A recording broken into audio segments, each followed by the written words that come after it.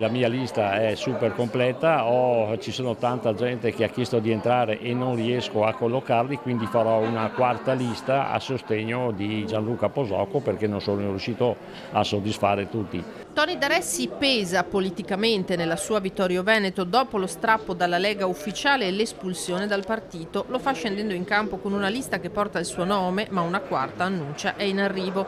Sullo sfondo immancabile la bandiera del Veneto. La bandiera del Veneto è la mia bandiera, come ripeto io sono ancora della Lega, anche se sono stato espulso, io non cambio casacca, rimango attaccato a questo movimento politico da cui sono iscritto da 40 anni.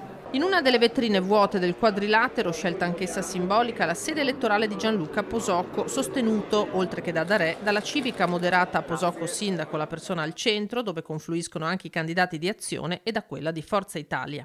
Nella nostra lista, che è veramente una lista civica, confluiscono personalità, anche pensieri diversi, ma tutti di uomini e donne e uomini che già si stanno impegnando a favore della persona in senso lato. Noi siamo contenti della scelta perché sappiamo della qualità e delle capacità di Gianluca Posocco, però sappiamo anche che questa scelta non è del tutto indolore. Noi siamo quelli che politicamente rischiano di più, dice il coordinatore azzurro, ma la strada è segnata e anche la sfidante di centrosinistra, Mirella Balliana, si ferma a dare un saluto e un in bocca al lupo a Posocco, col quale c'è maggiore affinità, dice, rispetto a Braido.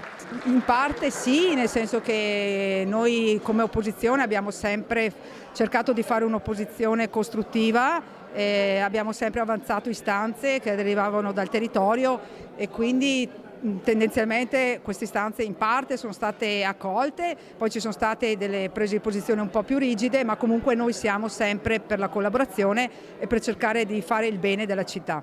Anche in vista di un eventuale ballottaggio può essere interessante questa affinità.